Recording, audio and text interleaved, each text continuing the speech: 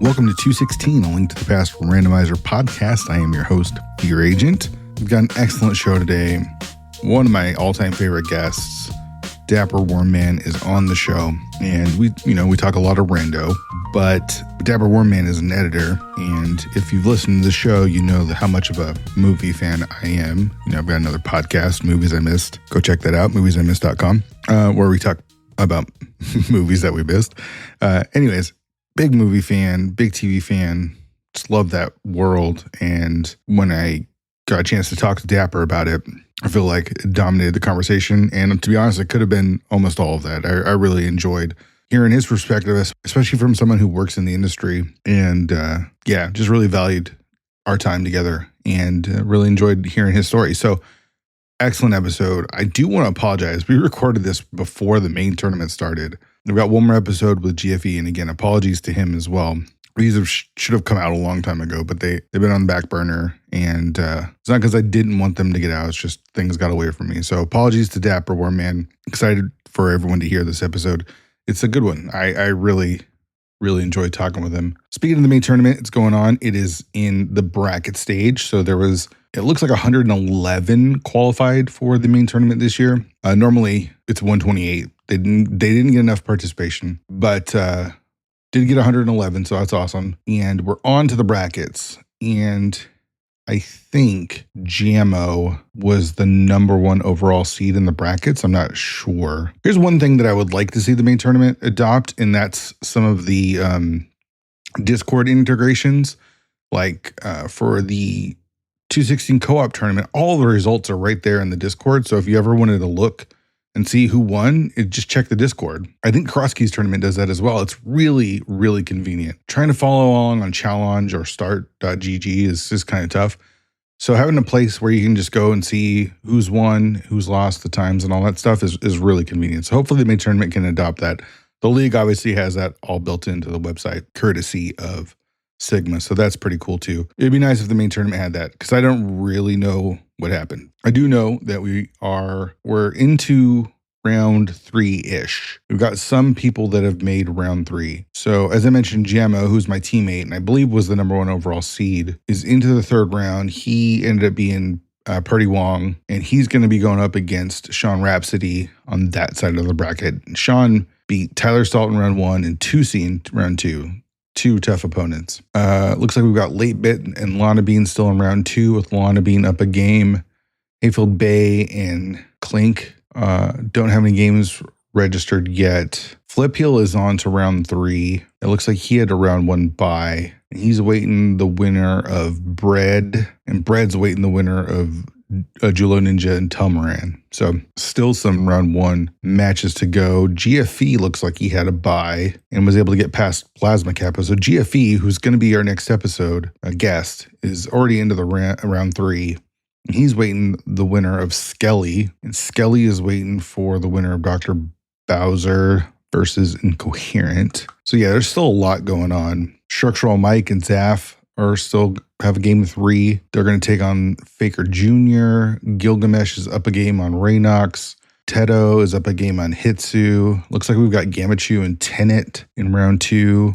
Jesse, I believe, just knocked out Shinmaru, and it looks like he'll be going against Telethar. That's going to be a tough one. Telethar beat Homewrecker. And we've got Zelga versus Zeisenshort. I'm sorry. I apologize for mispronouncing that. They beat PH in round 2. Zelga beat Willard J. Bradley in round 2. So shaping up to be an interesting round 3 as we head into the end of the main tournament season. Money's always got to be on Gamachu, though Jammo is just like been on a tear. It'll be cool to see Jammo, my league teammate, win one. Zelga, I'm always rooting for Zelga, and he's still in it. So it'd be cool to see Zelga win one. Telethar wouldn't be surprised to see him win. GFE would be super fun as well. But yeah, any of these people would be awesome to see them win. But just some of those names that either been on the show or people that I like to root for. Main tournament's happening. Their league hasn't announced the next season yet, but they did put out a feedback form for season 8 solo mode. It's cool that they are putting the feelers out to the community to see what people want. For the solo mode, it says we aim to balance familiarity, challenge, and intrigue. To that end, we've considered several candidates, including open blackout bingo with custom cards requiring defeating Ganon, standard with randomized weapons, and inverted 2.0 with possible variations, maybe keys, maybe not. And then to the final selection isn't limited to these candidates. Your input can influence what is chosen. Please discuss these modes or any other suggestions appeal to you as solo modes for the upcoming season in their league feedback forum. So check that out if you have any comments or suggestions on those modes. If I was to vote, I actually think all of these are interesting. I've never played a lot of bingo, but I think it'd be kind of fun. I like standard with randomized weapons, but if you already have Kaz boots, I don't know.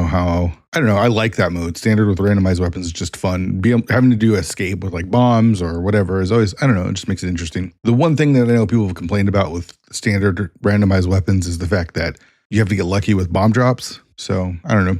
Inverted 2.0 is actually spicy as well. I'm not as familiar with 2.0, but I know they've made a lot of quality of life adjustments for the new inverted 2.0. So I haven't played it, but I think that could be interesting. So I think all three of them are fun. We'll see when the league is happening. I imagine we'll get an announcement around the time that the main tournament ends, which will be in a few weeks. Other than that, not a lot going on. I've been playing a little bit more, been having fun with it. I've also not had fun with it, which is what happens. I've been playing a lot of co-op with Jammo. It's just the mode I really enjoy. It's just fun. Really love that. What else? The end of the year, I know Go Mode has got some stuff coming up. I think they just announced that they're going to be doing another mentor tournament, glitched mentor tournament. They're going to be doing a glitched mentor tournament. So if you have any interest in that, go check out the Go Mode podcast. I think that will be a lot of fun. I think it went over really well the last time they did it. It might have been a couple different times, but you can sign up to race that and learn about all the glitch stuff over at the Go Mode Discord. So check that out. I think that's it for community stuff. Next episode will be with GFE. I mentioned that. And then we'll see where we go from here. But for today, we've got DapperWormMan. And again, great conversations. One of my favorite conversations I've had with anybody on the show. And was glad to really meet him. We did a commentary once before, but just a super chill dude that was glad to talk to, and I think you'll really enjoy it. Let's get to it. Here's DapperWormMan.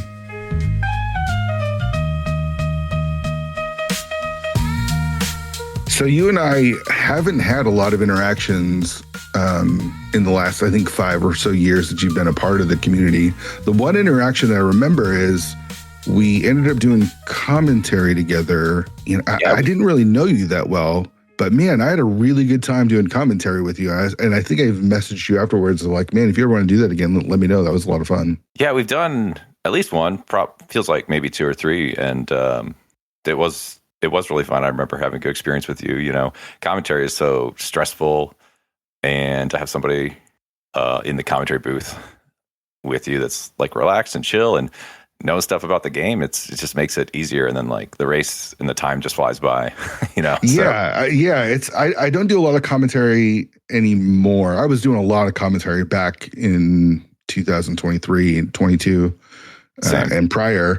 And I don't mind. There's some people, I feel like we've gotten to the point where people have like commentary partners or people that they like to do commentary with. And I was just like, I'm pretty comfortable doing it after all those years. Like I'll pretty much do it with anyone. But man, there's a couple times where it's like with someone like you, where I didn't really know you. I knew you by name. I knew you were a part of the community, but I didn't really know you. And I was like, man, this is like, I enjoy doing it. It just makes it so much more fun when you can like talk about the game with someone and they're relaxed and knowledgeable and I don't know, just having a good time. It was a good time. Yeah, we should definitely do it again sometime. We should. Tournament coming up. We got there's tournaments every week, it seems. There's always tournaments going on. So you've been a part of the community since like 2020, is that right?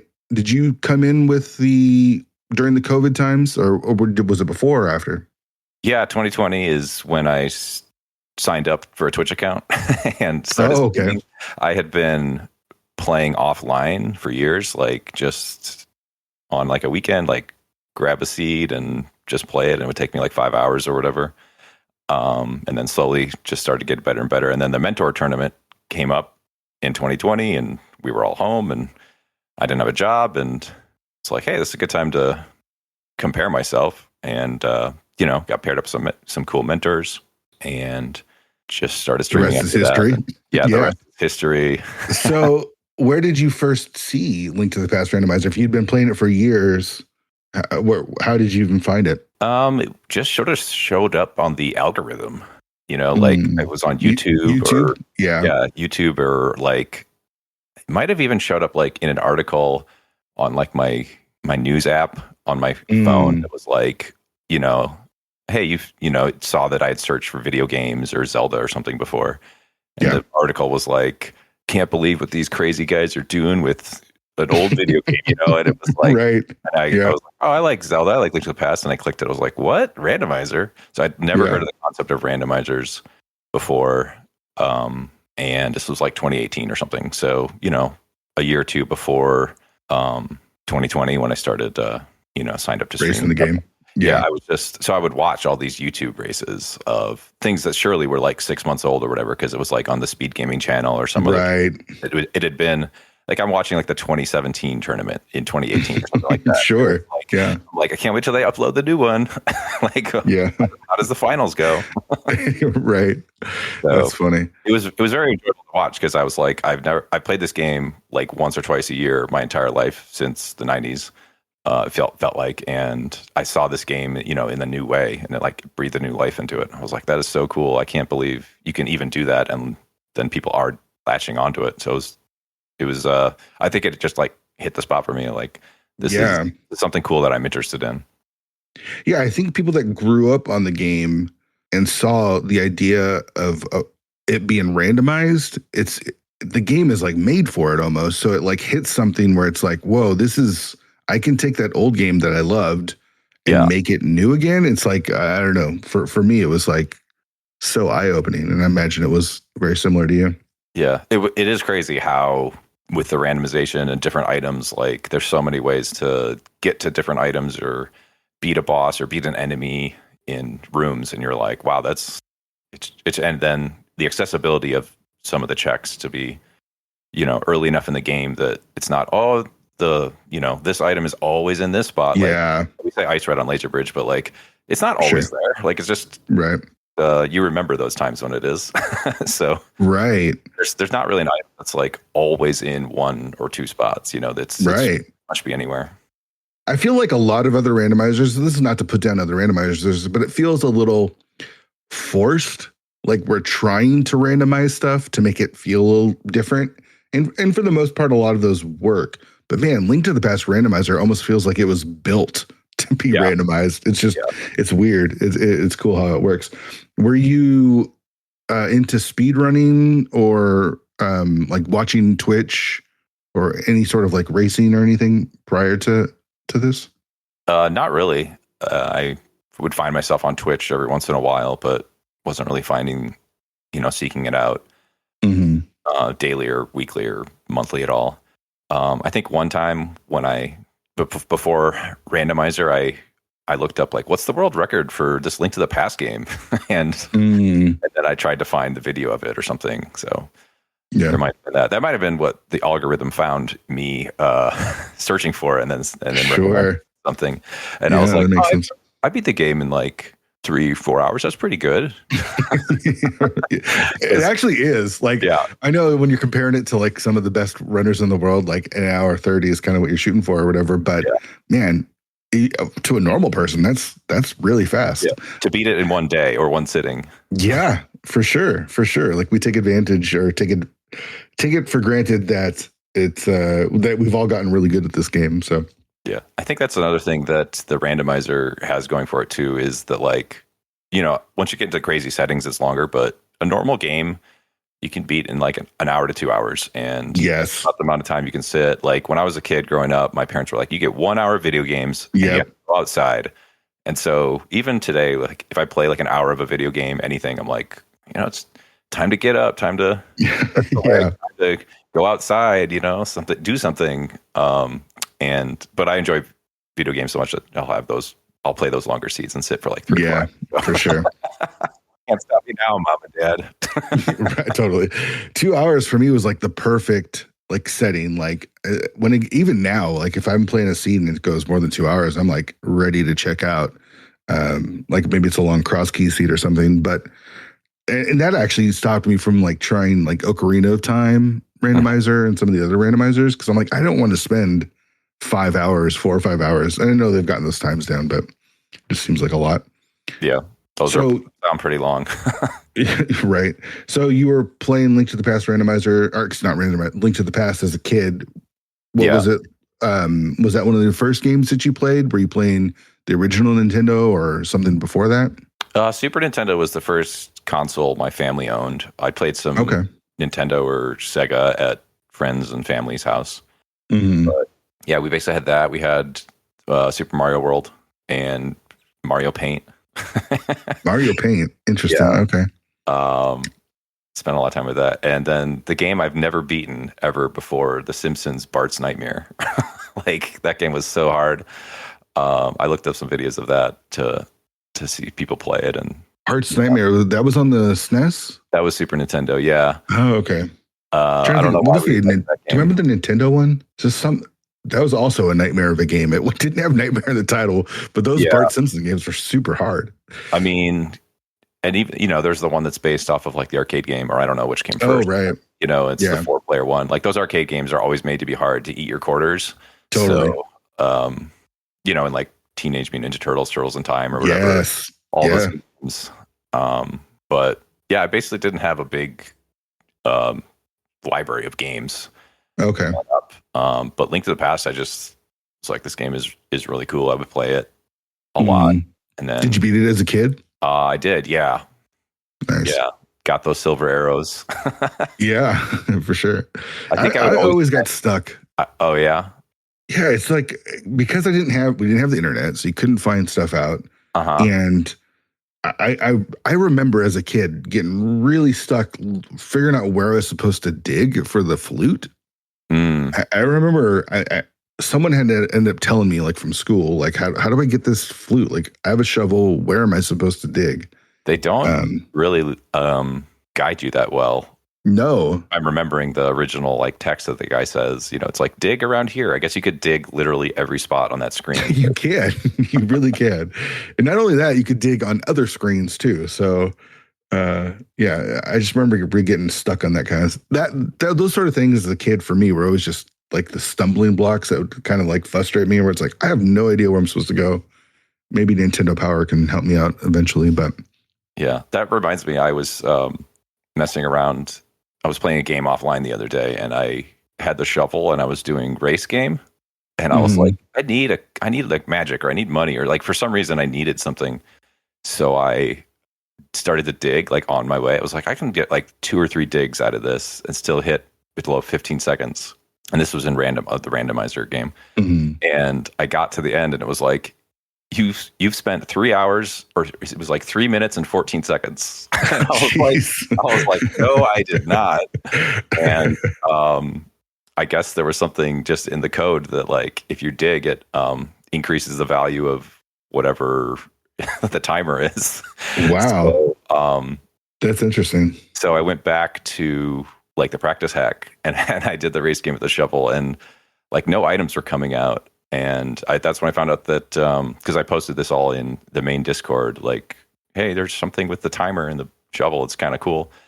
And someone's like, yeah, the ability to dig for stuff and get the items is a randomizer specific thing. So if you're like, find arrows for GT or whatever.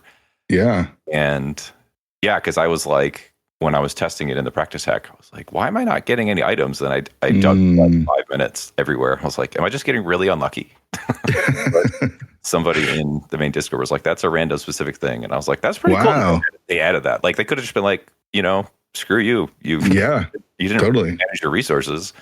So I like that. That is cool. I did not know that was a randomizer only thing. That's pretty cool. Look at that. Still learning new stuff from this old ass game. Even like considering by like randomizer, we've been doing the randomizer for almost 10 years now and they're still learning some new stuff. That's crazy. Yeah. So I'm going to put it out there. Anybody if Fear and I are commentating a race and you do dig game and you have or race game and you have shovel, you have to do one dig. Yeah, for sure. Mandatory now. So you guys got the Super Nintendo. That was your first system. Did you were you like hooked then? Did you then try to get every console that you could get?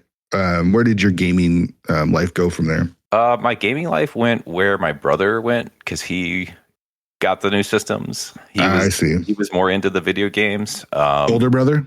He's younger actually. So okay. Yeah, I don't know, off doing stuff, studying or whatever, and he'd be like, the new PlayStation, and he'd got the N64, and so I'd play his games, and I see. I didn't really play as many of those games as I did A Link to the Past. I think I played Ocarina of Time once, which was like with him helping me. Mm-hmm. So I've never played that since it first came out. Oh, really? Yeah. Okay. What were you interested in then outside of video games? Let's see. I was doing sports in high school. I was in the theater program as well. Oh, okay. Yeah, I think every once in a while I bust out the Super Nintendo just to get the feel goods, you know.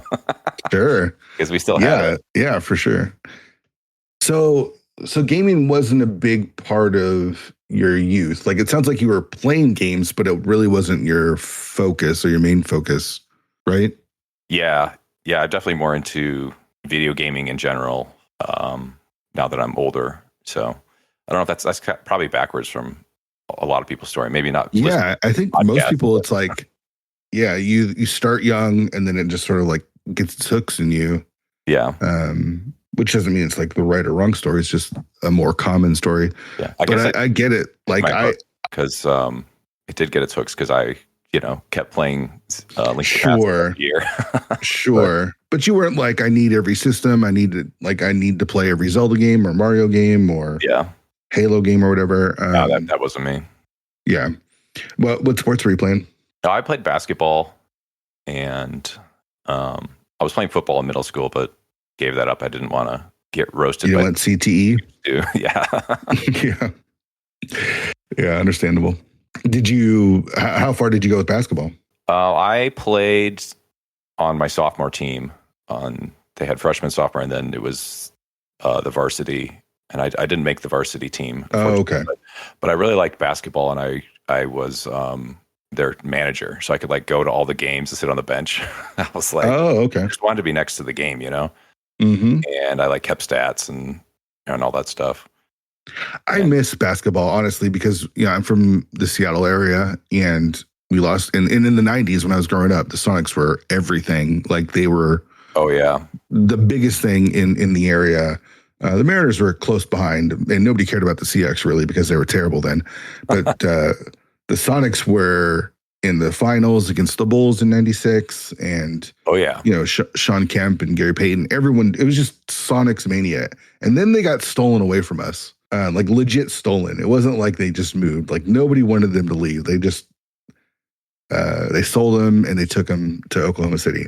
And ever since then, I have not been into basketball. But growing up, I was in a high school that was always like contending for like the state championships and stuff. Oh, and nice. The electricity of a basketball game, like in person, is just unreal. And I really do miss that. And the fact that we don't have that professionally even here really, really stinks, because it was awesome. Yeah, that would definitely rub me the wrong way with the team getting stolen. But those 90s teams were awesome.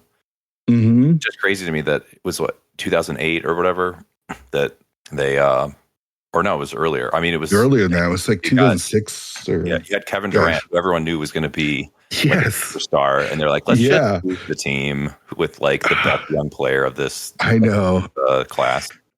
And then they won the title this last year too. It's like salt in the wound, but hopefully we get them back. I do. I mean, I get that, like, just wanting to be a part of the game, because it's like, it's electric. I don't know. There's a reason why it's so big. Even like, like the Final Four tournament, like the NCAA 64. It's like, it's super fun.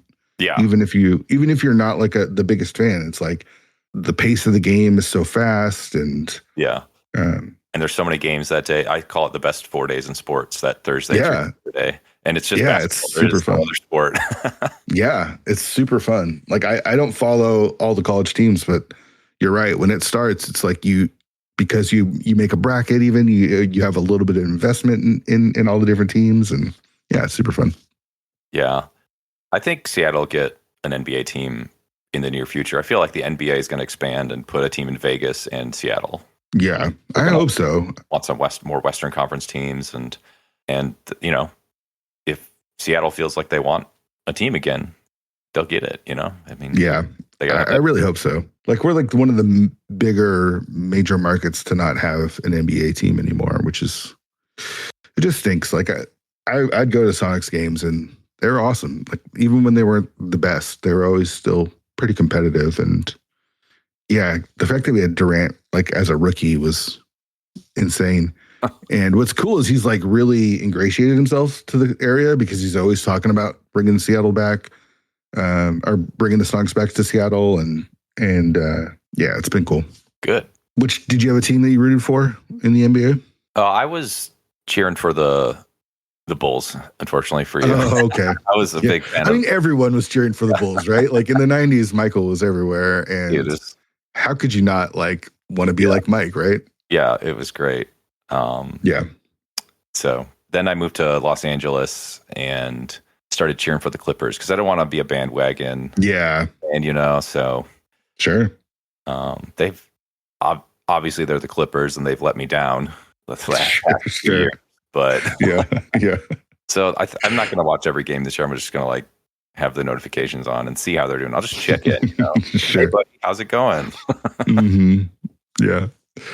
No, man, the NBA is great. I do. There's a couple different times where I've kind of dipped my toe back into it, like when the Warriors were really, really good. They were just like fun to watch, Yeah. I mean, they're I get it. To do all that, like obviously all professional athletes are like amazing athletes, but those guys are jumping around and they're running like 3 or 4 miles. Game it's pretty cool to watch, I think. Yeah. So taking it back to video games, after you got out of like high school and I don't know if you went to college or anything, but like got older, you said you kind of then got into video games more. Is that right? Yeah. I didn't play video games for quite a long time actually. And then when started to get more settled in my adult life and stuff, and would play video games every once in a while. I think being at home during 2020 helped that. Like, sure. I had bought the Red Dead Redemption 2 game when it came out because someone was like, "You got to play this game; it's so good." So I bought it because I owned a PlayStation. I basically bought a PlayStation because it had a Blu-ray player. So sure, I could have a Blu-ray that player makes sense. and play video games every once in a while. But so I bought that in like 2018, and then I actually didn't like really start playing it until 2020. So I was like, now I have some time, and I always knew that game was like required like a heavy amount of investment because the first time I played it, I was like, oh, this is like a serious game. This is like so much happening. I got to be like invested in this world. I don't know if we've ever played it or seen it. I've seen it. I haven't played it yet. It's on my to play list. It's a million other games. World cowboy game, Mm-hmm. And there's just like so much going on that between the random encounters, it's like Grand Theft Auto, but right, cowboys in the Wild West. Yeah, and I've said it's the best story of anything I've ever seen, like movie or book or TV or video game. Like it's just got a great story. So, so yeah, I started liking that, and I'm like, oh, what are these? Started playing some other games as well. But I just love like A Link to the Past so much. Like I just kept playing that. Sure, just going back to it. Yeah, for sure. I mean, it's classic for sure. So you've been playing offline, and you said it was the mentor tournament that kind of got you into deciding to race. Is that right? Yeah, I was always shy about getting into the competitive scene, especially because I'd never done like the NMG run or anything like that. Sure. And, like honestly, I didn't even know how to set up a stream on Twitch. So I was like, if anything they can teach me, it's that. And then obviously they'll teach me video game stuff as well. Some like seasoned veterans. And how did you find the Go Mode podcast or even the mentor tournament? Were you listening to the podcast at the time, or? Yeah, when I had first started downloading seeds offline to just play on my own, I was like, I wonder if there's literature about this or podcasts. Anything. And I Yeah. found podcast, the Go Mode podcast, and the website, I think Rando Guide, I think is the website Timp had made. But I was listening to, and the early episodes of the Go Mode podcast were basically everyone was a dungeon and they just walked you through like logic. Oh, yeah. Like how to route the dungeon efficiently, which Sure. I didn't know. So I was like, let me listen to all this and they'll, teach me the way. So it was around the time that they had, because I was super behind on the podcast, but around the time that they were finishing that up, they're like, we're doing our mentor tournament 2019 or 2018 or whatever it was. And I was like, I wonder if they're doing one this year. And like, it was like the day that signups had started that I ran across it in 2020. Nice. So I was like, that's perfect timing. Yeah. So that how was did it go? How did the whole mentor tournament go for you? I think it went great. Like there was a ton of mentors and there was 64 racers and we did a Swiss. I chose to find a different mentor every week to get new perspective. I know some people like to get the same one because it's someone they're comfortable with, which is totally fine. Sure. And so I got a lot of like tips and tricks. Some of the mentors we would like hang out like a half hour before and just like anything you want to work on or have a question about, like, fake flipper or something like that. And, here's my setup. Here's what I do, I think it was my first or second race. I was like, I'm really not comfortable with the dark room in Eastern, like going to the boss room north of the big chest. And the mentor was like, here's what I do. And I was like, okay, like we just practiced it a few times in the practice second. I was like, oh, that's a good strat. And then like in the race, it was like, go to Eastern, don't have a lamp, sorry. And got through the room. And after the race, me and my mentor were like, that was awesome because we worked on that and then we got to use it like 20 minutes. Yeah. That's super cool. So who were some of your mentors that first year? Do you remember? I know I had Jay Meisher, Black Wax. Awesome mentor.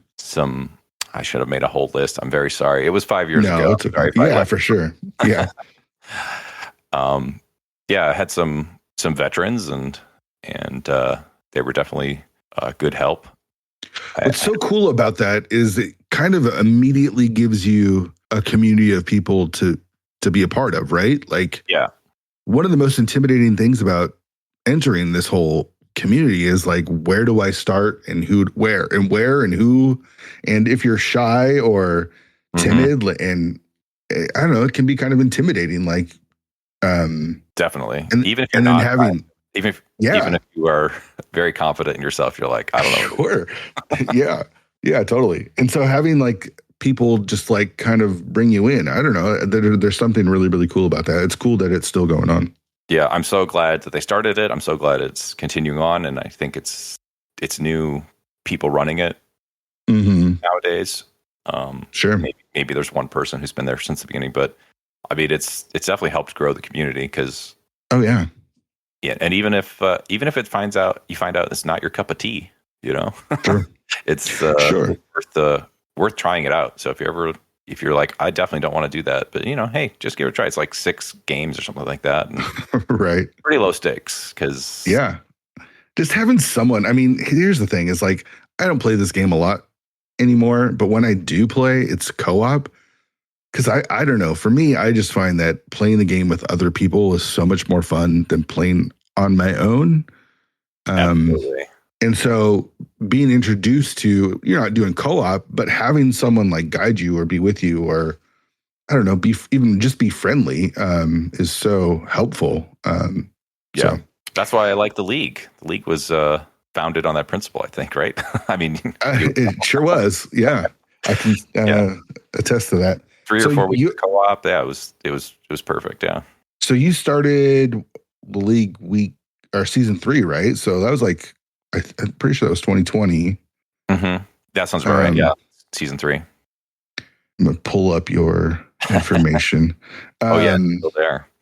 Yeah. That's one of the best things about it is we have most of the information except for season 1. There's some stuff from season 1 that's not there, but contested outcomes, maybe. No, I don't know. Yeah.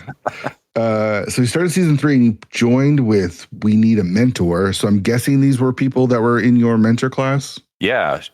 We had Vortex and Scoopel, and we were both, Awesome. or all three of us were in that mentor tournament. Man, that's like really good runners. The first, it's funny, like they were new at the time, but you all three became really good runners. And shoot, you guys went 11-3 that season in the Open. Yeah. You went 6-1. Wow, impressive. I think I overachieved that season, if I'm being honest. A win's a win, man. Yeah, you gotta take it. So I don't know. Tell me about your experience with Scoopel and Vortex that first season. You guys winning makes things a lot easier, right? Like, yeah. It was fun. I mean, we would get together and practice like basically every night. We'd hang out with 40 Bonks, Discord, and just basically run seeds and talk about it. And we had some success. It was super fun. I don't think we made. Did we make? We must have made the playoffs if we were that. You did make the playoffs. Yeah. So it looks like you guys first round though. Yeah. So week 7 of that season, you guys played the 16-bit nerds, which is Ikir, Flip Heel, and Purd. Wong, who Wong came in as a substitute because Floyd was on that team. That's right. That's right. So in the playoffs, I don't remember if it was co-op or Scoopel was definitely playing, and like just in the middle of the game, Floyd had a huge lead, and Scoopel ended up winning, and because Floyd just like stopped playing, and no one heard from Floyd for like weeks. Yeah. Yeah. I don't remember every race that season, but I definitely remember that one. And then I don't remember I think we took the W, but it still didn't help us win the next game, which was probably like game 5, and we lost. So it looks like you guys only played 3 games. Oh, okay. Then it was playoffs. Must have been best of 3. Yeah, because it was co-op, and it was a different format back then. Yeah, it was. I don't think we did co-op in the playoffs back then. So it was just 3 solo modes. Right. Yeah, and that team has gone on. They've been the bane of my existence in the Invitational. They every year I feel like they're knocking us out. But that's awesome. So you had a really good first season, and then season 4, 5, and 6. It looks like you went to a different team. How did that come about? Yeah, I was basically like hemming and hawing about even joining again, and they were like, "Well, all right, happy trails." Yeah, and it was like 3 days before the deadline or whatever. I was like, "Okay, I want to join a team," because y'all gave us plenty of time to sign up, and I was like putting it to the end. So I was reaching out to all my friends who were on teams already. Sure. And I reached out to Jossum Sauce, and he was like, "Oh, I'm on a team." And then like 5 minutes later, he's like, "Do you want to replace me on my team?"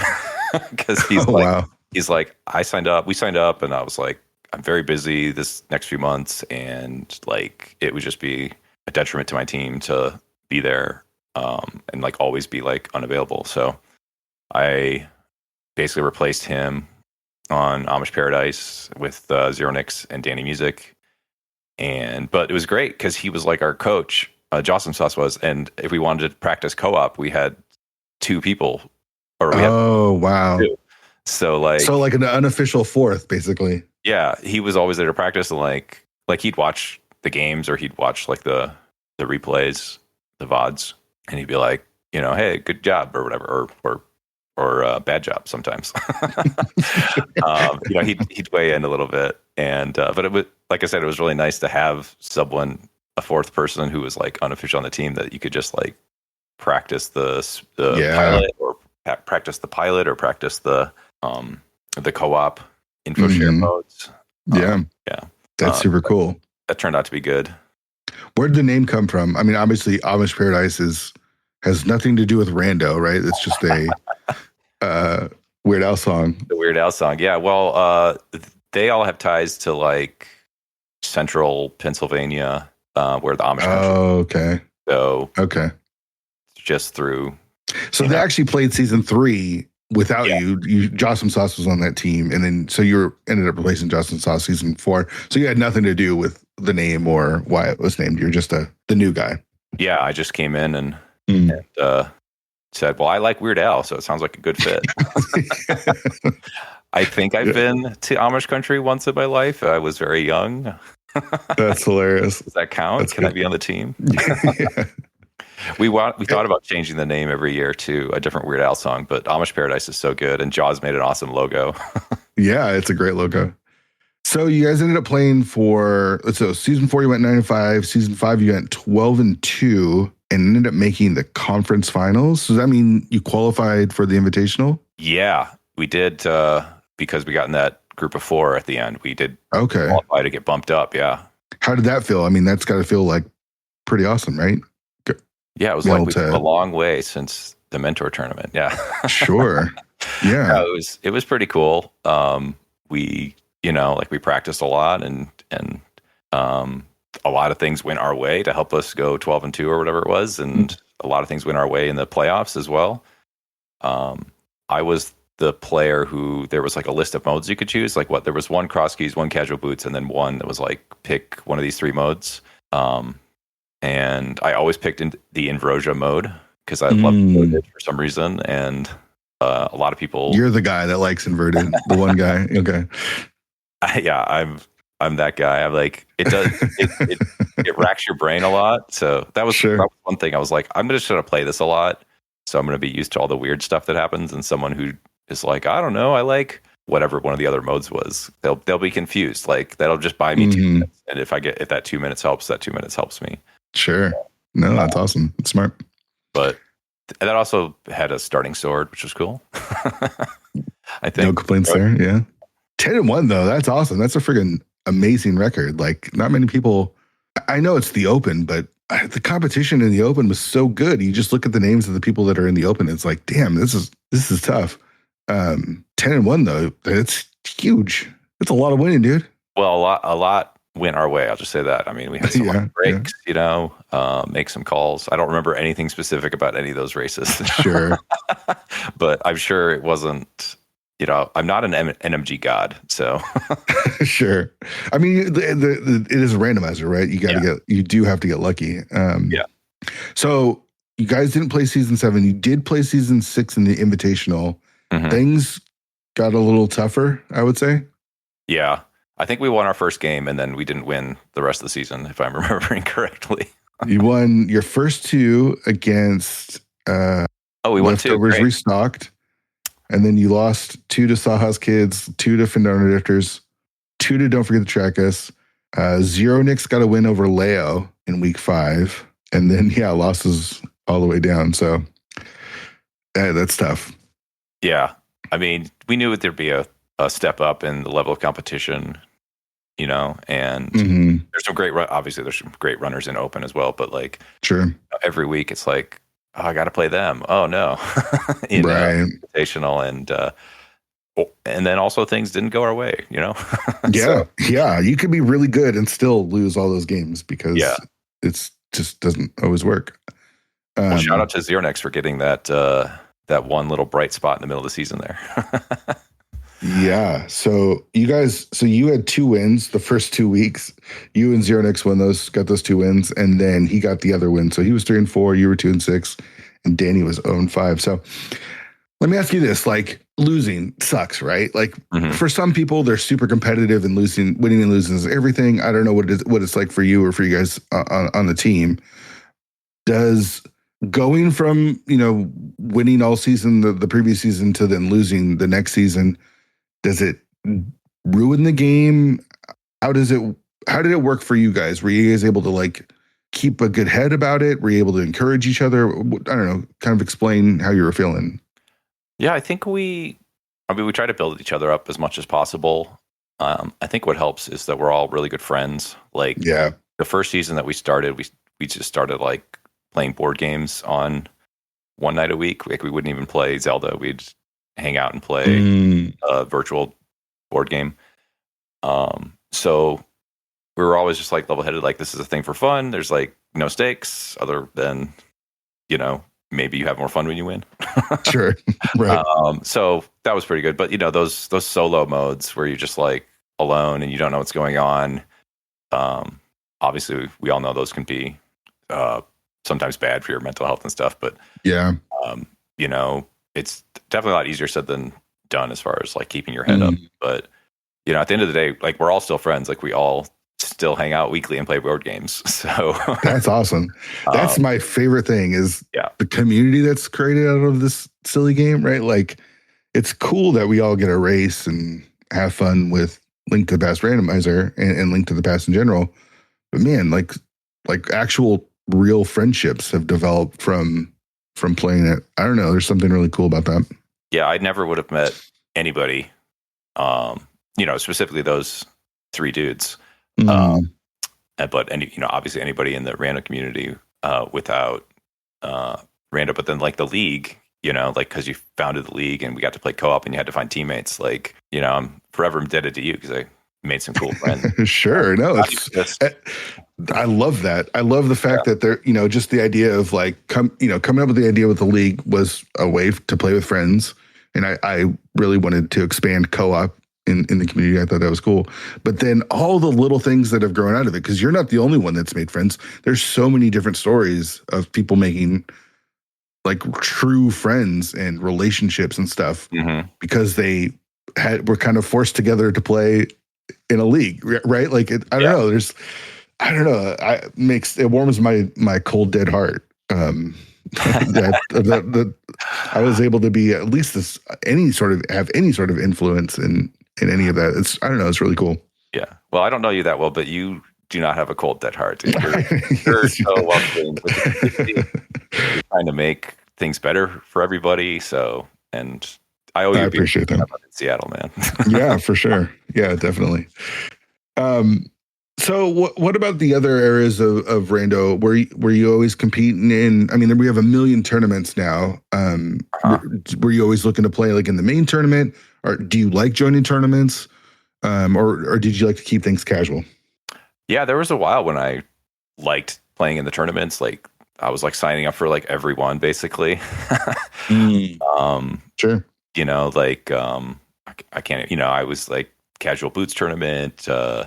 Inverted tournament, I think I played, you know, and I was signing up for league every year, and I was trying to qualify for main tournament. Yeah, every year, so I'd play those qualifiers, and then, Did you qualify for the main tournament? How was your main tournament record? I did qualify. This was like 3 years ago. I qualified, and then last year I qualified, but I did not want to play. I basically deferred not deferred. I just rejected. Yeah, you didn't join. I said no. Thanks, but no thanks, guys. Yeah. I mean, you know, not that like losing all those games in league was like the impetus of like stopping streaming, but I was like, you know, like there were some more things coming up in my personal life, and I was like, I don't want to have like a time I have to schedule with someone in like either if it's in my state or region or different country, like you know, like the racing was so hard. You got to be there early and set up a stream delay, which I think tournaments don't have anymore. But you got to be there early to make sure everything's going good, and you know, you got to like focus here. And I just like playing offline on my own or with friends, just like casually, and just like, oh no, I have to step away for a minute, like just pause the game and come back like an hour later or whatever. So like I still love playing, and frankly, I do a lot still. I just don't do it online anymore. Like I'm still doing like asyncs. There's Discords that have weekly asyncs or monthlies, and I was doing the Reddit ones for a while. And then, so yeah, I think it's more like the stress of streaming and putting myself out there is the thing that made me want to not race in the tournaments or ladder or step ladder or whatever. The stress of streaming. What do you mean by that? Like you just don't want to have to like entertain or feel like you have to do something more than just race while you're streaming, or just the setup of streaming?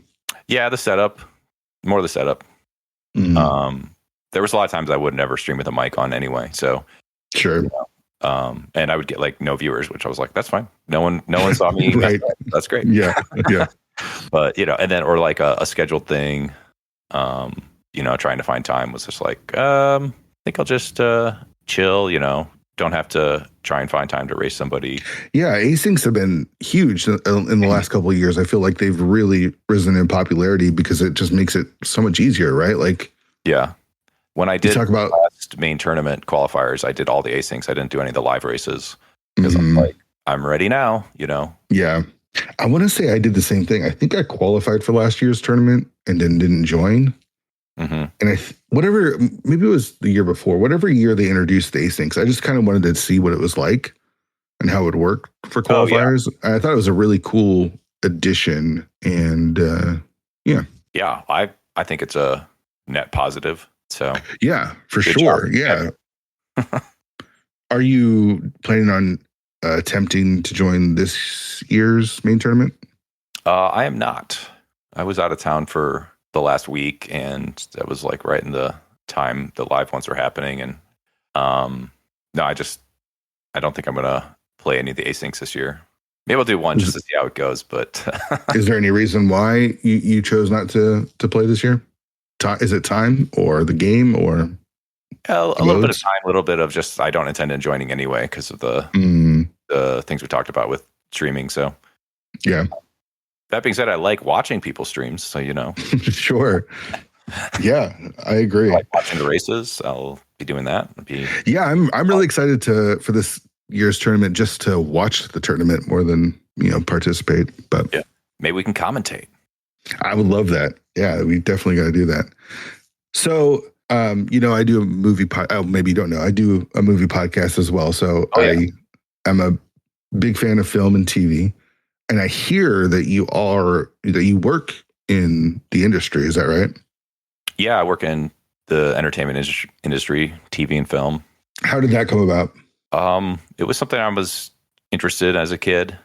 I guess that's what I was doing when I was not playing video games. I was making home movies. I guess I didn't really mention that, but yeah, I had a friend. We had a video camera, and like every other weekend, we'd just like film a little stupid short or skit or whatever. And that's awesome. Recording on like mini DV or something, or yeah. Initially, we were on VHS, and then we got the mini DV tapes, and High 8, I think, was one of them, and all that stuff. It was, yeah. We have I have some blackmail footage somewhere around here for my friends from high school. Yeah. And actually, I was texting with him last week, and he was sending me all these screenshots, and I was like, "Please don't share that with anybody." That's so funny. He's got some blackmail on me too. So I was interested in doing that, and I became interested in the post-production side of things, which is the editing part. So okay, is that what you do? You edit? Yeah, I work on the editing side, and yeah, it's pretty cool to see the process get made. Doesn't really ruin it for me as far as watching film and TV. Sure. So you didn't grow up in LA, right? No. Okay, so here's what I always wonder, because I think we're close to the same age. I grew up in Washington State, not known for film or television, and the idea of movies and TV to me was almost like magic. It's like just kind of happens. No one ever told me like, oh, you could do this, you could make these. You know what I mean? Like. Right. It just didn't seem plausible. And we didn't have the internet to like teach you how to do all this stuff. Like now, if you want to do anything, you just go to YouTube and you can learn how to do it online, right? Like that's widely available. But it seems silly now, but like back then, no one told me like, hey, you could make movies or make TV and things like that. I wanted to make comic books, and even that seemed like a pipe dream. I'm always fascinated that people were able to break out or learn that there was even a possibility. My parents never told me I could make movies. You know what I mean? Like a lot of people's parents did, because it's honestly not something you see like the big action movie stars or whatever, and you're like, right, that's so far away from like literally anyone's life that like no one thinks that you could do that. It doesn't seem plausible. It doesn't seem like a real thing. So I'm very curious about how you were able to make that a reality. Again, in a different time. I think right. You grew up in the 80s and the 90s, right? Yeah. I'm a child of the 80s. I when we were making the stupid little films on VHS tape, we were filming like the scenes in order. like You kind of have to, right? Like Yeah. you didn't have a computer to edit your stuff. You didn't have an Avid or anything access to any of that stuff. Yeah. Yeah. Oh, Avid. Okay. Good job. Yeah. So then, we had a computer and my dad was like, this has like editing software on it. And I was like, okay. So then we hooked up the VHS to the computer and I was like, oh, which even now, like, how would you even do that now? Like, even like that blows my mind, right? Like everything's digital now, but like to take analog tape and make it digital in the 90s and early 2000s still seems pretty foreign and expensive. Yeah, I don't know. I mean, it was VHS, so the quality wasn't that great. So the cables probably weren't that expensive. Yeah. It had a cost to it, but it was there was a cable that hooked up into the computer with USB. Or did you have to do it in real time too? Yeah, I had to play the tape and hit record on the software and play the tape and all that stuff. Which honestly is that far different than when TV shows used to film on tape, because now they're all digital, but when they used to film on tape, you'd have to bring in a tape deck and hook it up, and it was a little bit more complicated than a VCR. But you had to do it in real time and like watch it down in real time and make sure everything got transferred correctly and all that. Wow. Yeah, it was, the digital revolution, or whatever you want to call it, has definitely quickened the process in post-production. Fair. And some of the first films that were shot digitally was like The Phantom Menace and with George Lucas, and I think it's Once Upon a Time in Mexico. The director Robert Rodriguez. Yeah, he was like, I would never have made this film if I didn't have a digital camera. I would never have loaded a film, an 8-minute film reel, into canister or whatever. Sorry, I haven't worked on a film camera. I would never would have loaded it and done all that stuff without digital. So like that movie only exists because someone invented a way to make a digital camera. I don't love all of his movies, but Robert Rodriguez is excellent, especially in the early years of like making digital more mainstream. I don't know if you watched any of his like behind the scenes stuff on some of his movies, but he'd always have like an 8-minute film school thing that he'd produce. Oh, cool. And like for example, for Sin City, he shot that all digital, and that was like pretty groundbreaking at the time because of how many digital effects it had. Like everything was digital for the most part. It was like all green screen. And he had his friend Quentin Tarantino come shoot one of the scenes to try to convince him to how good digital was. It didn't convince him, but he did. He did, accept the fact that they were able to do all the things that they were doing.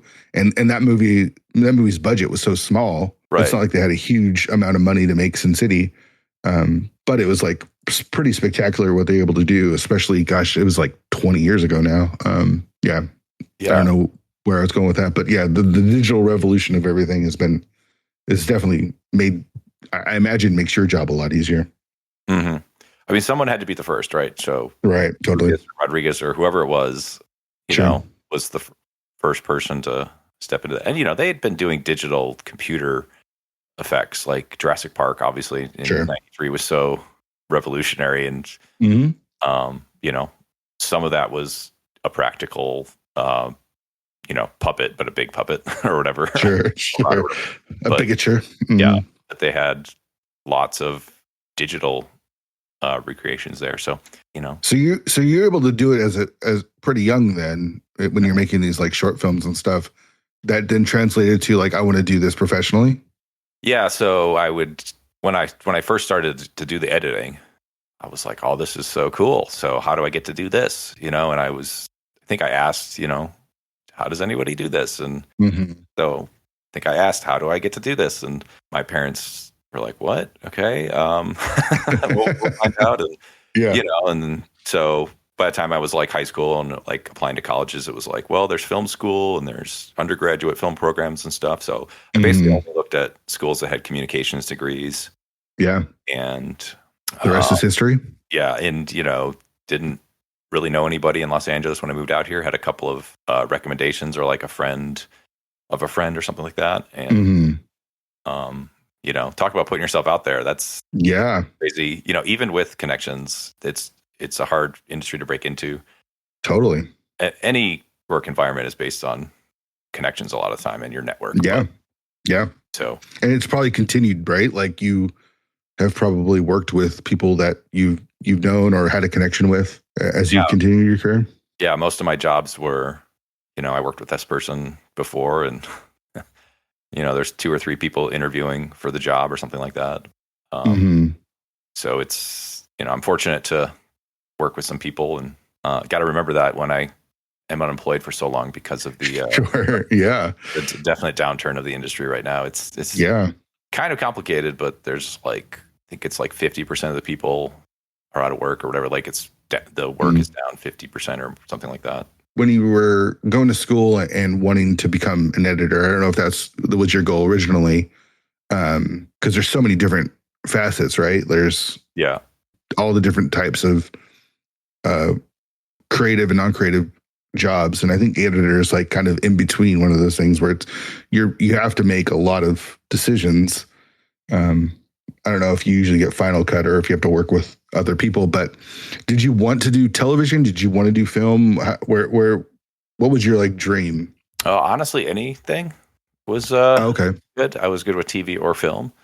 I was like, if I can make a movie as good as Back to the Future or a TV show as good as Seinfeld, I'll be happy. Have you done that yet? Maybe. Probably that. I mean, that's some high bars to hit. One of the greatest movies of all time and possibly the greatest sitcom of all time.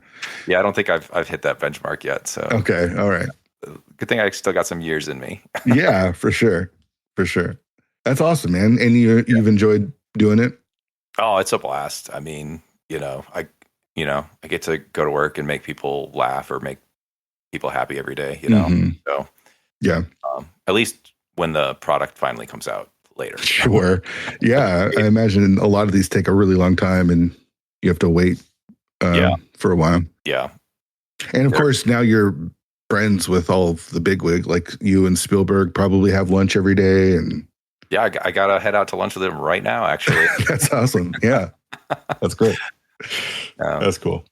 I did work on the Universal lot near his complex, his Amblin complex, and I got lost one time and accidentally wandered in the back door, and the security was like, I don't think you belong here. And I was like, I don't think I do either. That's funny. So, he hasn't talked to me since then. Understandable. Yeah, he's probably upset. You only use the front door for Steven. All right. I don't want to take, I seriously could talk movies and stuff. We haven't even talked about what your favorite movies and stuff are, but I don't want to take too much of your time. I literally could talk to you about that stuff forever. I love movies and TV. And, let me ask you this. How do you stay, because there's so much TV now, right? Before we had the big, Fox, ABC, NBC, CBS. Yeah. And then before streaming, and then we, expanded to cable, like HBO and things like that. But now we have Netflix and Amazon and Tubi. There's just so many. Do you stay current? Do you try to stay current with television and movies? Or I try to watch as much as I can just to see, what's going on. If I like it, and I do get to find shows that I enjoy and watch. So yeah. And it just feels like I'm living in that world instead of observing them. No, that's cool. As a critic. So yeah. So let me ask you this before we finish the whole movie and TV thing. What is your favorite show? Let's say in the last couple years, from an editorial standpoint, not just from a content standpoint, but something where because I imagine you watch with a critical eye at times of oh man, I like how they did this, or I like how this was edited. What's something that's really stood out film or TV wise in the last few years? I'm a big fan of Ghosts, which is a show on CBS. You're right. It was is a remake of the British show, right? Yeah, it was a British show. And then also What We Do in the Shadows. But the thing with Ghosts, so What We Do in the Shadows is great. And they just ended. But the thing that Ghosts does is there's a character who can see the ghosts and a character who can't. right? Mhm. So, and all the ghosts can see everything, but they just lean into the whole like there's going to be some jump cuts or whatever, but it's just like it's for the comedy. Like we know that there's a mismatch or whatever because they don't do like digitally putting the ghosts in. It's just they're obviously filming it. The scenes Right. they're film it twice or whatever. It's once with the ghosts and once without, and they're just like, this is the show. This is how we're doing it, and Mhm. you know, and I might notice a jump cut or something like that, but a lot of people might not, like the casual viewer. But even if you do, you're just like, well, it felt right. Like it was funny, the jokes. Mhm. So, maybe it's kind of weird to say, like, here's an example where like they have so many like continuity errors, but like it just works. Mhm. The timing Sure. funny. So, That's awesome. yeah, so those are comedies. I tend to watch comedies a lot. But I would say watch the first few seasons of Ghosts. Cool. It's great. I've never watched it. I've never been a big CBS fan. Like their comedies aren't necessarily my favorite thing. Like I'm not a Big Bang Theory, Yeah. 2.5 Men, How I Met Your Mother type of. It's just not for me. They're not made for me. But I've heard you're not the first person to recommend Ghosts. Mm-hmm. I've heard a lot of really good things about it. Traditional like CBS show, honestly, because it was based on an existing product from the UK.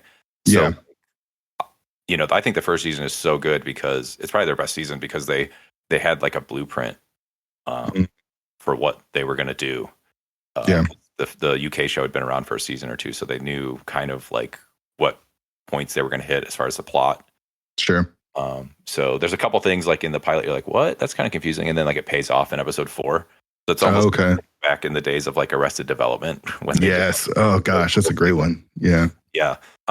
Which that's talk about trouble editing a show, man. I imagine that show would have been like not necessarily a nightmare, but like a giant puzzle because of how much the jokes rely on timing and editing and pace. Man, anything with a lot of, well, I don't know if they had a lot of improv, but like Curb Your Enthusiasm, where it's all improv.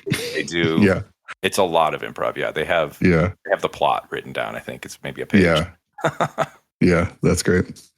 Again, I know, Guy, we may have to just have you back on like the movies I missed or something like that and talk about movies and stuff, because I know there's some. You've never seen Back to the Future. When you do that episode, I'll be on.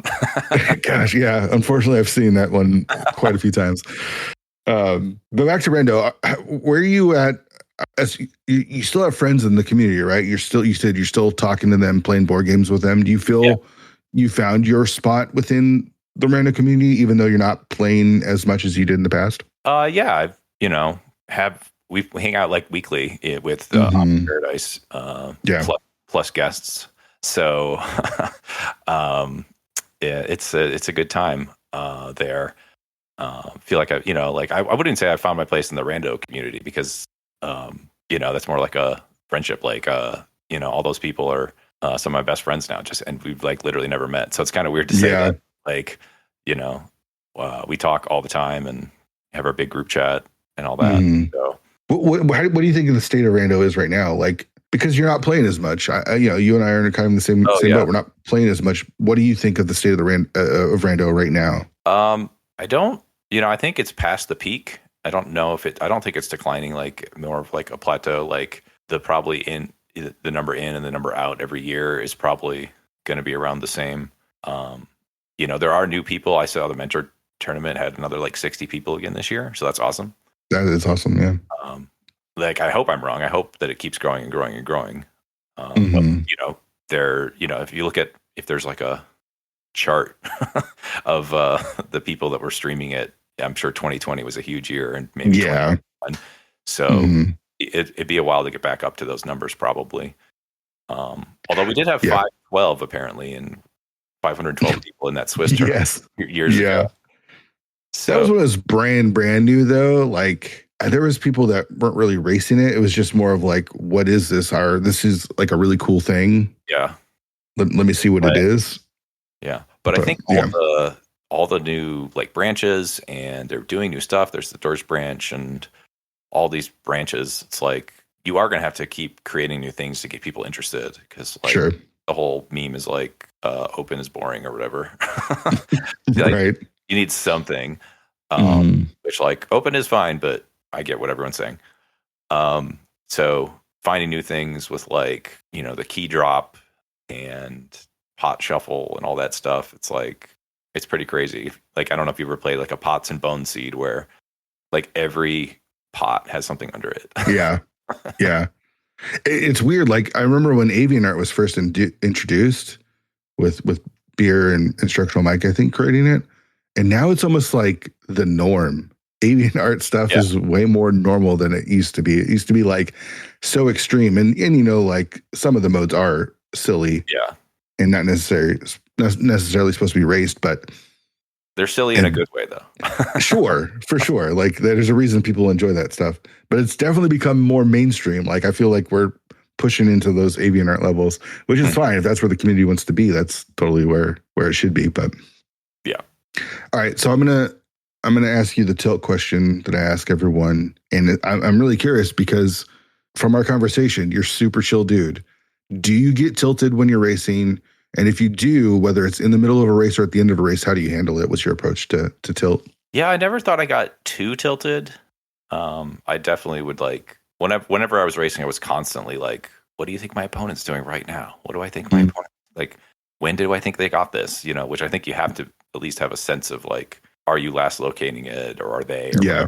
Whatever. But you don't know what they're doing. So I never tried to get too tilted during the race. And then, especially if I thought I'd lost, I would like minimize the race room when I'm climbing GT. If they hadn't finished, I'm like, I'm just finishing it out, and just trying to like focus on my stuff instead of focusing on everything else.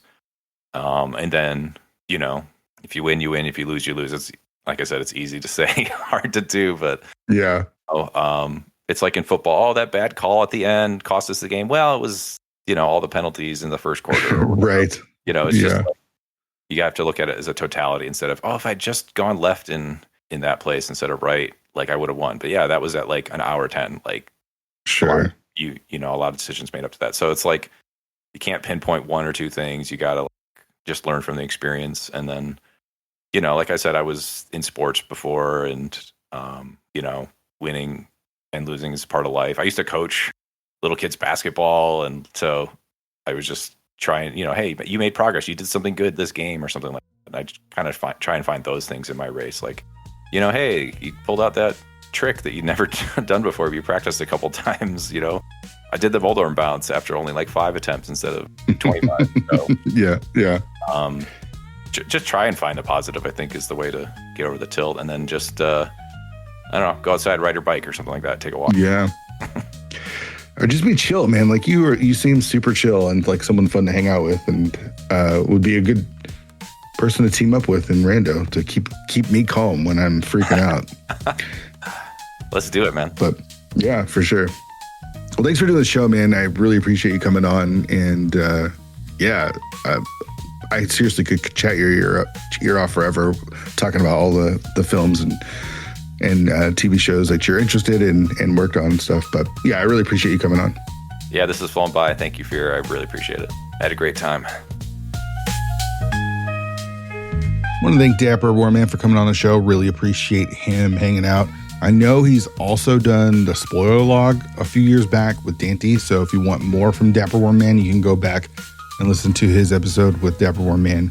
They cover some stuff that we didn't cover here. So you can always check that out. Main tournament, yeah, it's going on. So make sure you're following along all the speed gaming channels. I haven't seen a lot of Jank restreams for the main tournament, but I might have just missed them. But who's winning? Who do you guys have winning the main tournament this year? Is it going to be Gamachu again? Can my boy Jamo close it out? Is Telethar just too good? Can Zelga finally pull one off? That's the question. I'm gonna call my shot. I'm gonna say Zelga finally does it. This is Zelga's year. Go Zelga. All right, that's gonna do it for this episode.